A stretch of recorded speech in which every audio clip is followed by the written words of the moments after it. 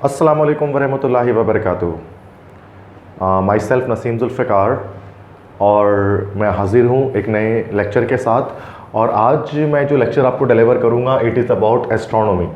वो एस्ट्रोनॉमी के बारे में है, फल्कियात के बारे में है। और आज मैं आपको बताऊँगा इसमें first lecture that is the solar system. Solar system में निज़ाम शमसी के बारे में बताऊँगा कि सोलर सिस्टम में जो है वो कितने प्लैनेट्स हैं और हर प्लैनेट्स की क्या कैरेक्टरिस्टिक्स हैं और किस प्लैनेट में लाइफ है और किस भी प्लैनेट में अगर लाइफ नहीं है तो उसकी क्या वजह है। ठीक है। सोलर सिस्टम जो निज़ाम शमसी कहलाता है मीन्स का the system of the planetary system of sun. आसमान में आपको जितने भी तारे दिखाई देते हैं तो हर एक स्टार, हर एक तारा वो एक्चुअली वो एक सूरज है, सन है, और उन तमाम ही स्टार्स के अराउंड जो है वो प्लैनेट्स रिवॉल्व करते हैं। इस तरह से हमारा सूरज है उसके भी अराउंड प्लैनेट्स रिवॉल्व करते हैं। ठीक है। तो मैंने अभी कंप्लीट जो है वो डायग्राम बोर्ड पर बनाई हुई है जो कि सोलर सिस्टम की डायग्राम है जिसमें आपको डिफरेंट प्लैनेट्स यहाँ पर आपको दिख सकते हैं। तो सबसे पहले तो मैं डिस्कस करूँगा अबाउट द सन, सूरज के बारे में, जो कि centre of the solar system जो है वो वहाँ पर मौजूद है, बिल्कुल मरकज़ में बीचों बीच मौजूद है सोलर सिस्टम के। तो सन चूँकि एक स्टार है और stars are very much bigger in size, तो तमाम ही प्लैनेट से बड़ा जो है वो सूरज है।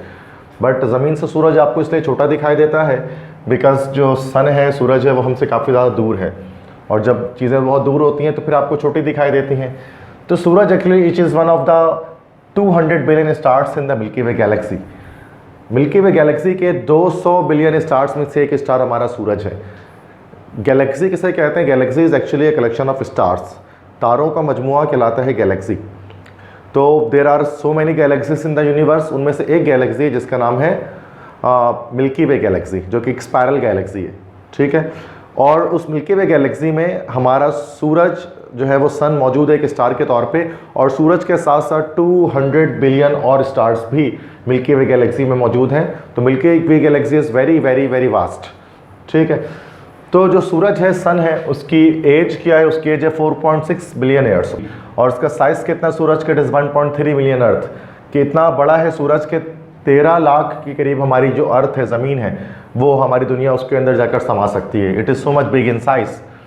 सरफेस का टेम्परेचर कितना होता है सूरज का? 5500 डिग्री सेंटीग्रेड, जो उसके सतह का टेम्परेचर है। जबकि कोर से मुराद के उसके सेंटर का टेम्परेचर होता है तो 1,36,00,000 डिग्री सेंटीग्रेड, जो उसके सेंटर का टेम्परेचर है।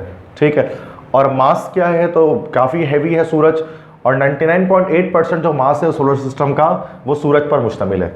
ठीक है। और बाकी 0.2% मास बाकी तमाम प्लैनेट्स के जो आपको दिख रहे हैं उसका। ठीक है। तो अब हम बात करते हैं यहाँ पर कि ये जो सूरज है इसके अंदर से बहुत सारे जो है समझिए कि फ्लेयर्स निकलती हैं, शुआएँ निकलती हैं, शोले निकलते हैं, उसको हम सोलर फ्लेयर्स कहते हैं। इन्हीं को कॉस्मिक रेस भी कहा जाता है। ये जो सोलर फ्लेयर्स जो सूरज की तरफ से निकलते हैं वो आखिरकार मूव करते करते वो अर्थ में भी आते हैं। लेकिन अर्थ में चूँकि अल्लाह ताला ने मैग्नेटिक फील्ड बनाई है, नॉर्थ पोल और साउथ पोल, तो ये मैग्नेटिक फील्ड क्या करते हैं? इन सोलर फ्लेयर्स को जो है वो ज़मीन पर आने से रोक देते हैं। ठीक है। और उनको आयोनाइज कर देते हैं। तो ये जब ये इनको आयोनाइज कर रहे होते हैं सोलर फ्लेयर्स को, तो आसमान पर जो है वो कुछ नॉर्थ पोल के countries like Finland, Sweden, Denmark या नॉर्वे, उनमें आपको स्कैंडिनेवियन नेशंस के अंदर आपको आसमान पर डांसिंग लाइट्स दिखाई दे सकते हैं। मतलब डिफरेंट कलर्स के लाइट जो कि डांस कर रहे होते हैं, जिसको हम लोग ऑरोरा कहते हैं। ठीक है। तो this is due to the magnetic field of the earth, जिसकी वजह से हम सोलर फ्लेयर से बचे रहते हैं।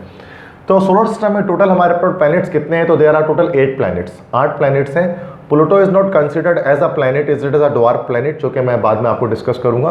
तो अभी मैं बताता हूं कि सोलर सिस्टम में टोटल जो प्लैनेट्स हैं वो 8 हैं।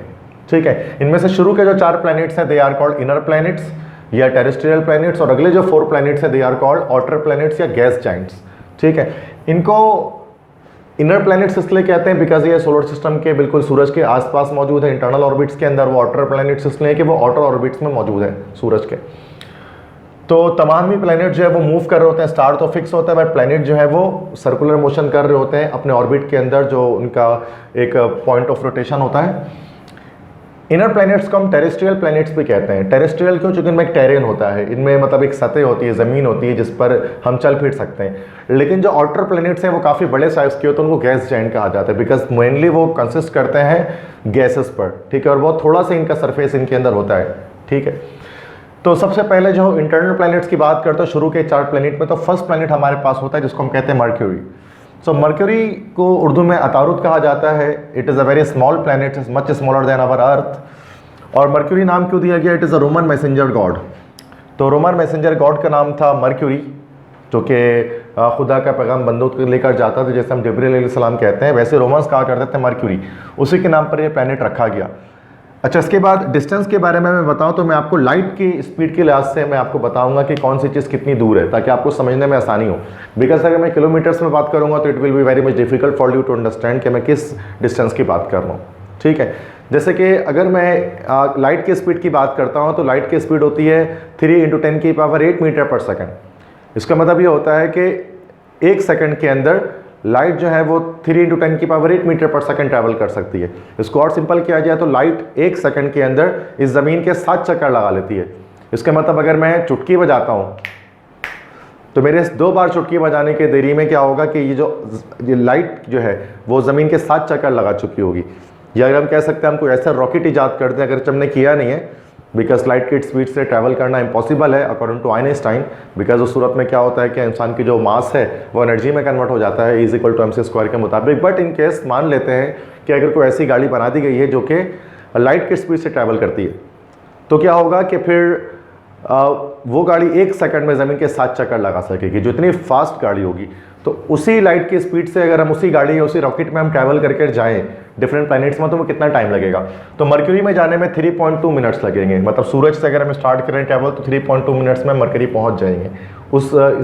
फिर याद रखिएगा ये मिनट्स में बता रहा हूँ उस गाड़ी में व उस रॉकेट में जो लाइट की स्पीड से ट्रैवल कर रही है, जो कि मुमकिन नहीं है। ठीक है, चूँकि यूनिवर्स में डिस्टेंसेस काफ़ी बड़े बड़े होते हैं, तो इतने ज़्यादा बड़े डिस्टेंसेस को हम जो है वो नॉर्मली किलोमीटर्स या मीटर्स या माइल्स में नहीं नापते, बल्कि लाइट ईयर्स में उसको हम नाप रहे होते हैं। ठीक है, तो मर्क्यूरी का मिनिमम टेम्परेचर होता है -173 डिग्री सेंटीग्रेड और मैक्सिमम होता है 427 डिग्री सेंटीग्रेड। मर्क्यूरी मशहूर है अपने एक्सट्रीम टेम्परेचर की वजह से। बहुत एक्सट्रीम टेम्परेचर होता है कि दिन के वक्त इसका टेम्परेचर 427 डिग्री सेंटीग्रेड होता है, जबकि रात के वक्त -173 डिग्री सेंटीग्रेड हो जाता है।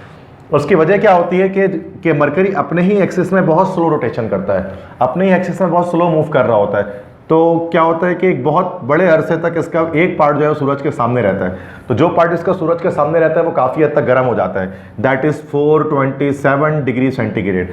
और जो सूरज के बैक साइड का एरिया होता है वहाँ पर सूरज की रोशनी नहीं जा रही होती है, तो वो एरिया बहुत ठंडा हो जाता है, दैट इज़ -173 डिग्री सेंटीग्रेड।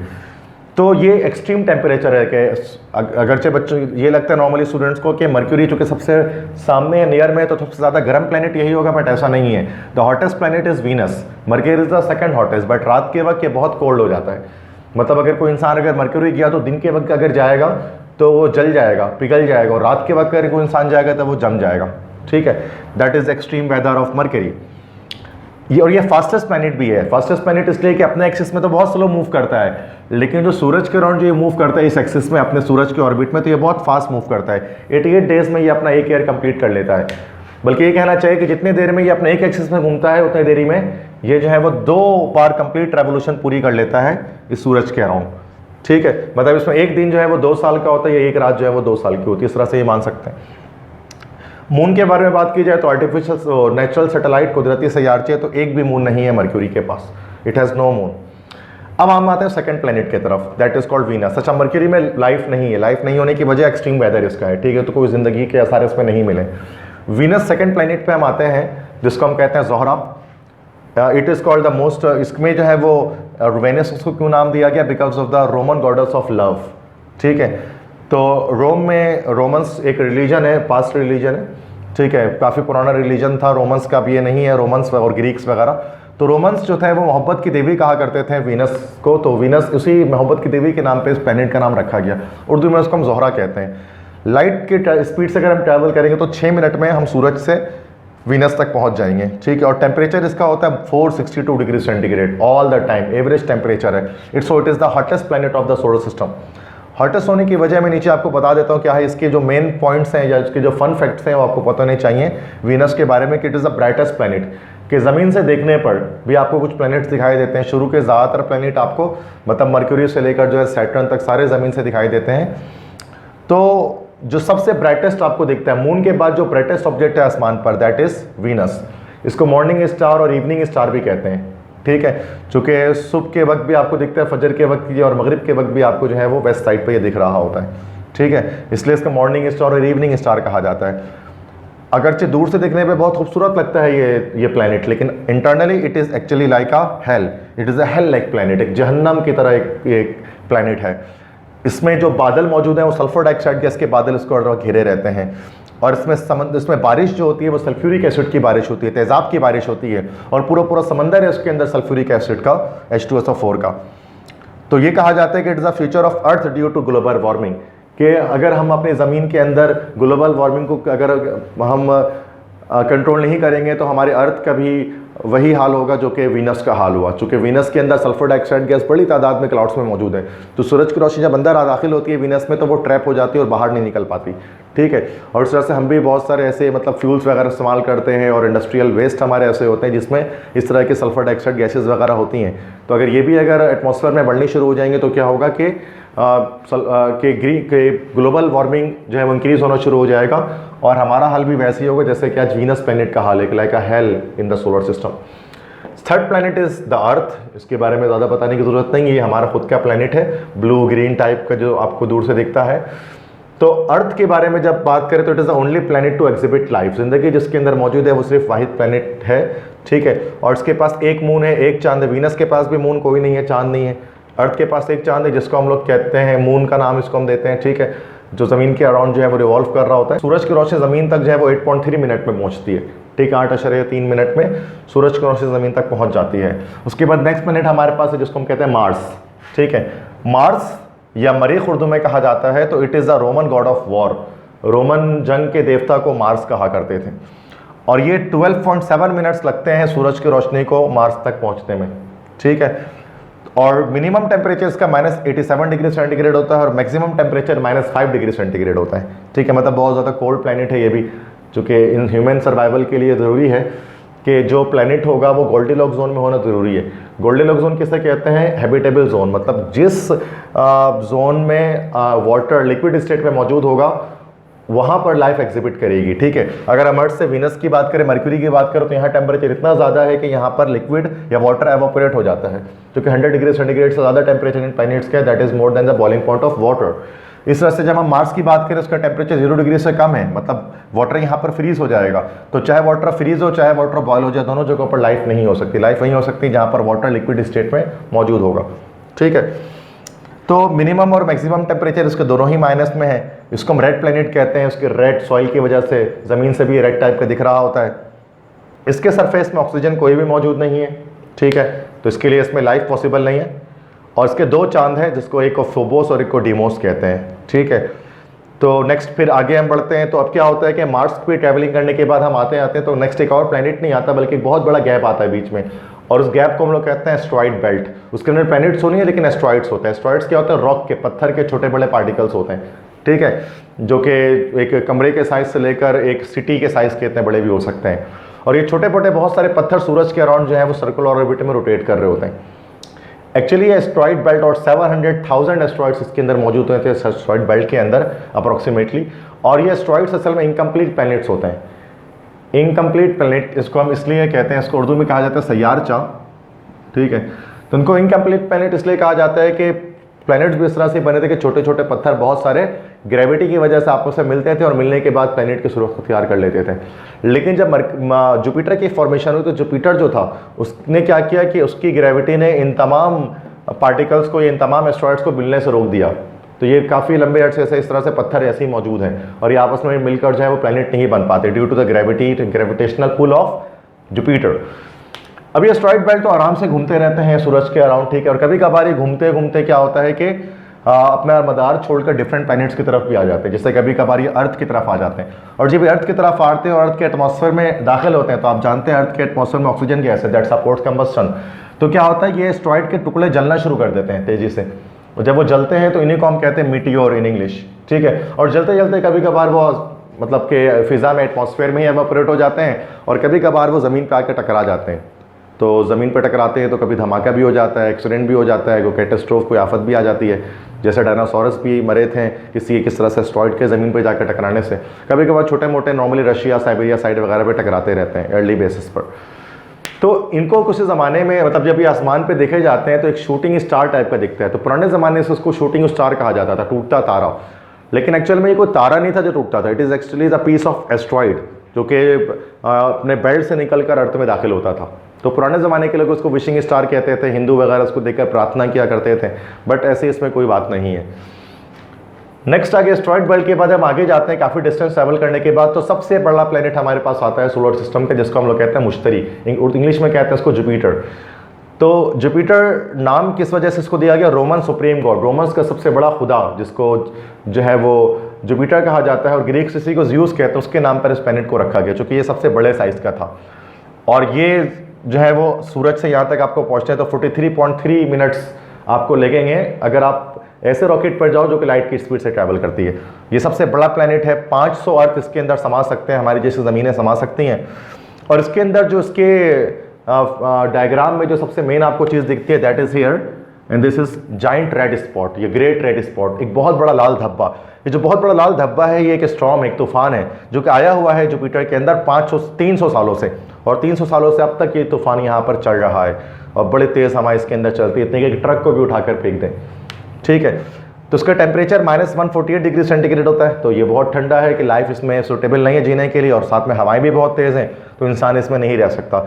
इसके मून सबसे ज़्यादा है, 64 मून्स रखता है जुपिटर, जो सबसे ज़्यादा मून्स हैं। और इसके 4 बड़े जो मून्स हैं उनको गैलीलियन मून्स कहा जाता है, चूँकि एक इटालियन साइंटिस्ट जिसका नाम था गैलीलियो गैलीली, जिसने पहली बार टेलीस्कोप ईजाद किया था, उसने जुपिटर के इन 4 चांद को डिस्कवर किया था, तो गैनीमेड, आयो, यूरोपा और कैलिस्टो। तो ये 4 चांद है जो कि नॉर्मली टेलीस्कोप से आपको जुपिटर के चारों तरफ इस तरह से 4 तरफ दिख जाते हैं। ठीक है, तो गैनीमेड इसका सबसे बड़ा चांद है, ना सिर्फ इसका बल्कि सोलर सिस्टम का सबसे बड़ा चांद जो है वो गैनीमेड है। आयो येलो कलर का एक चांद है, मल्टी कलर मून है, सल्फर बहुत ज़्यादा है इसकी सरफेस पर वॉल्केनिक इरप्शंस की वजह से, जिसकी वजह से इसका कलर येलो है। यूरोपा में पानी बहुत बड़ी मिकदार में मौजूद है, लेकिन वो पूरा पानी फ्रोजन है, जमा हुआ है, और जमे हुए पानी में आप जानते हैं कि लाइफ नहीं पॉसिबल है। और कैलिस्टो इसका एक मून है जो कि जिसमें बहुत सारे क्रेटर्स हैं, क्रेटर्स मीन्स बहुत सारे गड्ढे उसके अंदर जो एस्टेरॉइड्स को टकराने की वजह से बने। ठीक है, नेक्स्ट इज जो आपका प्लैनेट है दैट इज द 1 2 3 4 5 6 प्लैनेट, जिसको हम कहते हैं सैटर्न, जिसको ज़हल उर्दू में कहा जाता है। It is the most beautiful planet, जिसके बारे में मैं आपको डिस्कस करता हूँ। तो सैटर्न क्यों नाम इसका? Saturn is actually the father of Jupiter. Jupiter के बाद जो था ग्रीक मैथोलॉजी के, वो रोमन मैथोलॉजी के अंदर, उसको हम सैटर्न कहा करते थे, ग्रीक्स इसको क्रोनस कहा करते थे। ठीक है, 73 मिनट्स आपको लगेंगे, मतलब 1 घंटे से ज़्यादा लाइट की स्पीड से अगर आप ट्रैवल करते हुए आएंगे सूरज से यहाँ पर। तो -185 डिग्री सेंटीग्रेड इसका टेम्परेचर है, बहुत ठंडा है, इम्पॉसिबल फॉर लाइफ है। और ये सबसे ज़्यादा खूबसूरत प्लैनेट है। उसकी खूबसूरती किस वजह से? Due to the presence of rings, कि उसके अंदर ये वाहिद प्लैनेट है जिसको अगर टेलीस्कोप से आप देखते हैं उसके चारों तरफ आपको एक ब्यूटीफुल एक सर्कुलर रिंग दिखती है। अब ये रिंग इसमें बनी किस वजह से कि किसी ज़माने में बहुत बिलियंस ऑफ ईयर्स अगो कि 2 चांद इसके आपस में जाकर टकरा गए थे, और दोनों चांद की कोलिजन से टकराने से वो परखचे हो गए और उनके छोटे छोटे पार्टिकल्स बन गए, ज़र्रात बन गए छोटे छोटे। और उन तमाम पीसेस को ग्रेविटी की वजह से क्या हुआ, वो सारों पीसेस जो है वो ज़हल के सैटर्न के चारों राउंड घूमने शुरू कर दिए। तो वही ये जो है वो जो छोटे छोटे पीसेस होते हैं मिलकर वो रिंग्स की फॉर्मेशन करते हैं। 62 मून्स इसके हैं, और सबसे बड़ा मून इसका है टाइटन। टाइटन मशहूर इस वजह से कि इसके अंदर पूरा समंदर मौजूद है, पेट्रोल का और लिक्विड मीथेन का। ठीक है, तो that is our Saturn. Next planet पे आते हैं हमारे पास, तो दैट इज़ यूरेनस। अच्छा, यहाँ सैटर्न के बाद से जो प्लैनेट्स हैं यूरेनस, नेपच्यून वगैरह, ये आपको आम आंखों से दिखाई नहीं देते, मतलब नेकेड आई से आप उनको देख नहीं सकते आसमान में, तो उनको देखने के लिए you must need a telescope. Uranus जो था वो यूरेनस नाम किस वजह से? ग्रीक गॉड ऑफ स्काई, तो आसमान का जो देवता था ग्रीक्स का, उसको वो यूरेनस कहा करते, तो उन्हीं के नाम पर इस प्लैनेट को रखा गया। 160 मिनट्स लगते हैं अगर आप जो है वो सूरज से यहाँ पर लाइट की स्पीड से ट्रैवल करें। ठीक है, और सबसे ठंडा प्लैनेट ये है, -2 to 4 डिग्री सेंटीग्रेड इसका टेम्परेचर जो है वो एवरेज रहता है। और इसके चांद जो है वो 27 चांद इसके अंदर मौजूद है, 27 मून्स हैं। ये भी एक गैस जाइंट है। नेक्स्ट गैस जाइंट की बात करें तो वो है नेपच्यून। ठीक है, नेपच्यून क्यों नाम है? Roman god of sea. Romans जो है वो समंदर के देवता को नेपच्यून कहते थे, जिस पर इसका नाम रखा गया। ग्रीक्स इसी को कहा करते थे पोसाइडन। ये 256 मिनट्स आपको लगेंगे, मतलब अगर आप जो है सूरज से लाइट की स्पीड से यहाँ तक ट्रैवल करते हुए जाओ। और टेम्परेचर इसके भी बहुत ठंडा होता है, -218 डिग्री सेंटीग्रेड।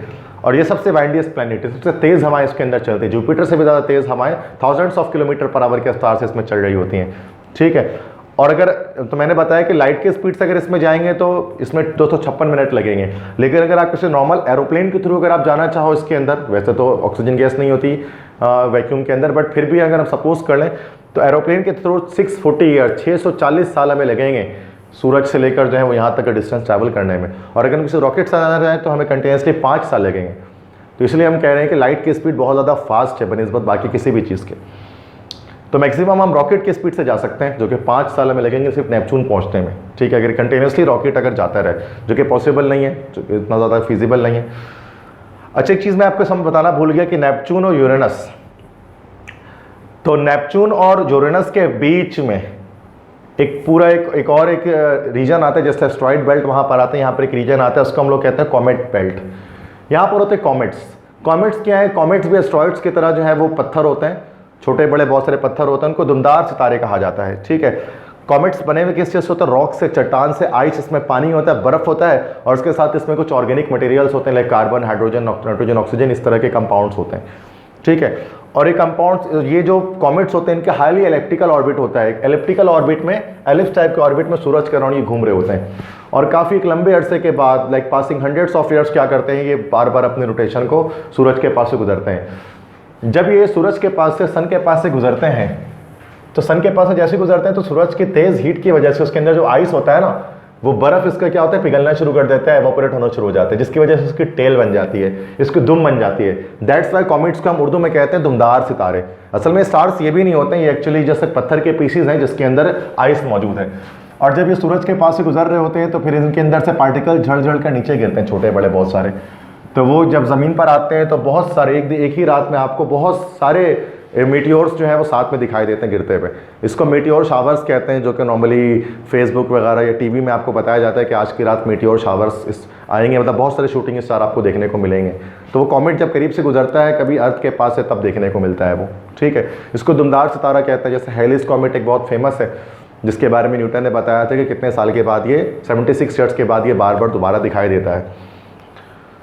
तो ये है कॉमेट्स। कॉमेट्स के बारे में एक और इंटरेस्टिंग बात ये है कि साइंटिस्ट बहुत सारे एक कॉन्सेप्ट पर बिलीव करते हैं, and that concept is called panspermia.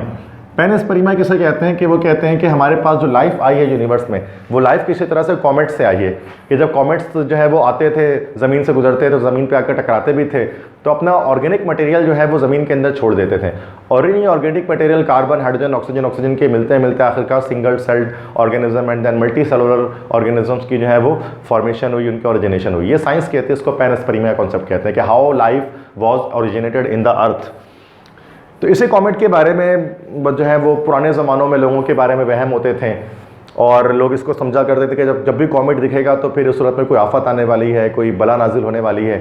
तो ये हज़ारों सालों से इंसान का जो है वो ये बिलीफ इस पर रहता था कि जब कॉमेट्स आएंगे तो कॉमेट्स आने से कोई ना कुछ बुरा ही होगा। इसी तरह से एक वर्ड जो है वो आया, इसमें हम कहते हैं डिज़ास्टर। डिज़ास्टर के मतलब तबाही होता है इंग्लिश में, एस्ट्रो मतलब वो तारा, डिस मतलब होता है बुरा, डिज़ास्टर बुरा तारा। इसी कॉमेट की वजह से इंग्लिश के अंदर ये डिक्शनरी में एक वर्ड आया। बट हम आज ये जानते हैं कि ये कॉमेट्स किसी तरह से जो है बलाएँ और आफतें लेकर नहीं आती, बल्कि एक तरह का एक एस्ट्रोनॉमिकल फिनोमिना है कि एलिप्टिकल ऑर्बिट में ये पत्थर की नुमा चीज़ें घूमते रहती हैं, और जब सूरज के पास से गुजरती हैं तो फिर ये जलना शुरू कर देती हैं। ठीक है, दैट आर द कॉमेट्स। तो एस्ट्रॉइड्स और कॉमेट्स में थोड़ा फ़र्क है, मैंने आपको बता दिया। और कॉमेट्स के बाद आखिरकार फिर नेपच्यून है, और नेपच्यून के बाद जो है वो सोलर सिस्टम के आउटर प्लैनेट्स खत्म हो जाते हैं, फिर अलग तरह के प्लैनेट्स आते हैं जिसको कहते हैं ड्वार्फ प्लैनेट। ड्वार्फ प्लैनेट मतलब बौने सैयारे, सॉरी। तो बौने सैयारे, ड्वार्फ प्लैनेट, ये काफ़ी सारे हैं। ये जिस जगह पर मौजूद होता है उसको हम कहते हैं काइपर बेल्ट। काइपर बेल्ट में काफ़ी सारे ड्वार्फ प्लैनेट हैं। जब नेपच्यून के बाद आगे प्लैनेट को डिस्कवर किया तो प्लूटो एक प्लैनेट डिस्कवर हुआ। ठीक है, जो कि काफ़ी ठंडा प्लैनेट था, जो 5.35 आवर्स जो है वो दूर था। सूरज की रोशनी जो है वो 5.35 आवर्स में प्लूटो तक पहुंचती है, और टेम्परेचर भी बहुत ठंडा था, -2 to 3 डिग्री सेंटीग्रेड। उसके 5 चांद थे। लेकिन उसके बाद फिर और बहुत सारे जो है वो आउटर काइपर बेल्ट के प्लैनेट्स को डिस्कवर किया गया, जैसे कि कोरा, क्वार्ट्स, सेडना, एरीज, होमिया, माके एट्सेट्रा। ये सारे ड्वार्फ प्लैनेट की लिस्ट और भी डिस्कवर हुए हैं। तो उन्होंने क्या किया, भाई इतने सारे प्लैनेट्स तो लिस्ट में डाल नहीं सकते थे, तो एस्ट्रोनॉमर्स ने क्या किया कि शुरू के सिर्फ 8 प्लैनेट रखे हैं, और बाकी 8 के बाद वाले प्लैनेट्स जो हैं उनको ड्वार्फ प्लैनेट कर दिया। तो बहुत सारे स्टूडेंट क्या, लोगों का एक आइडिया होता है कि प्लूटो तबाह हो गया है, ये प्लूटो गिर गया है, तो ऐसा कुछ भी नहीं हुआ। प्लूटो अपनी जगह पे ही मौजूद है, बट वो प्लैनेट की लिस्ट से उसको निकाल दिया गया है और वो ड्वार्फ प्लैनेट की लिस्ट में आ गया। ठीक है, आखिरकार ड्वार्फ प्लैनेट्स के बाद, मतलब काइपर बेल्ट गुजरने के बाद जो है वो काफ़ी देर के बाद 23 घंटे जब गुजर जाते हैं ओवरऑल, मतलब लगभग एक दिन जब सूरज की रोशनी को ट्रैवल करते करते हो जाता है, और जब यहाँ तक वहाँ पहुँचती है मतलब 21 बिलियन किलोमीटर्स के बाद, 21 अरब किलोमीटर पार करने के बाद, तो क्या आता है हीलियोस्फीयर। हीलियोस्फीयर कौन सा रीजन कहलाता है सोलर सिस्टम में? That is the end point और the boundary line of solar system. इसके बाद सूरज की रोशनी मतलब इससे आगे नहीं पहुँचती, सूरज की रोशनी इससे आगे नहीं जाती, इसी को हम कहते हैं हीलियोस्फीयर। हीलियोस्फीयर के बाद जो पोर्शन आता है वो सूरज की सोलर सिस्टम से बाहर का पोर्शन है, इसको हम कहते हैं इंटरस्टेलर स्पेस। इंटरस्टेलर स्पेस क्या है कि दो स्टार्स के बीच का जो डिस्टेंस है that is called interstellar space. क्योंकि सूरज एक स्टार है और सूरज के बाद बहुत दूर एक स्टार आता है प्रोक्सिमा सेंटोरी, तो प्रोक्सिमा सेंटोरी और सन, इन दोनों के बीच का जो डिस्टेंस है that is called interstellar space. तो प्रोक्सिमा सेंटोरी जो स्टार आता है that is the nearest star after our sun, तो ये 4.3 लाइट ईयर्स के फासले पर है कि सूरज की रोशनी को सूरज से मतलब कि वहाँ तक पहुँचने में प्रोक्सिमा सेंटोरी तक लगेंगे 4.3 लाइट ईयर्स, 4.3 साल लगेंगे सूरज की रोशनी को। अगर हम किसी रॉकेट से जाना चाहें तो 600 साल में लगेंगे इस नियरेस्ट स्टार तक पहुँचने में, ठीक है। So this is all about the first lecture of astronomy, जिसमें हमने डिस्कस किया अबाउट सोलर सिस्टम, जिसमें आपने बहुत सारी चीज़ें जानी होंगी, समझी होंगी। एस्ट्रोनॉमी को पढ़ने का एक वजह, एक इसका फ़ायदा ये भी होता है कि इससे आप जानते हैं कि अल्लाह ताला ने इस दुनिया को किस तरह से बनाया और कितनी बड़ी जो है यूनिवर्स कायनात अल्लाह ताला ने जो बनाई है और उसकी हाकमियत का हमें अंदाज़ा होता है। तो हम सबको इसके बारे में स्टडी करना चाहिए। कुरान पाक में अल्लाह ताला ने कहा है कि सूरज में, चाँद में, ज़मीन और आसमान, तमाम चीज़ों में निशानियाँ कर रखने वालों के लिए। तो हम सबको चाहिए कि एस्ट्रोनॉमी का मुताला करें और खुदा की हाकमियत आला का इकरार करें कि खुदा कितना बड़ा है और कितना बुजुर्ग व बरतर है। तो अगर आपको मेरी आज की वीडियो ये पसंद है, लेक्चर पसंद आया, तो लाजमी आप इसको दूसरों के साथ शेयर करें, वीडियो को लाइक करें, सब्सक्राइब करें मेरे चैनल को। और कोई भी क्वेश्चन आपको इसके हवाले से पूछना है तो आप कमेंट सेक्शन में बता सकते हैं। और अगर कोई आप स्पेशल वीडियो को चाहते हैं कि उस लेक्चर पर मैं लेकर आऊँ, एस्ट्रोनॉमी के टॉपिक पर, हिस्ट्री पर, किसी भी टॉपिक पर जो आप चाहते हैं, तो फिर आप मुझे कमेंट्स में बताएं। इंशाल्लाह I will make it every video for you in that topic. तो सब अपना ख्याल रखें, इंशाल्लाह दोबारा मिलेंगे। अल्लाह हाफ़िज़।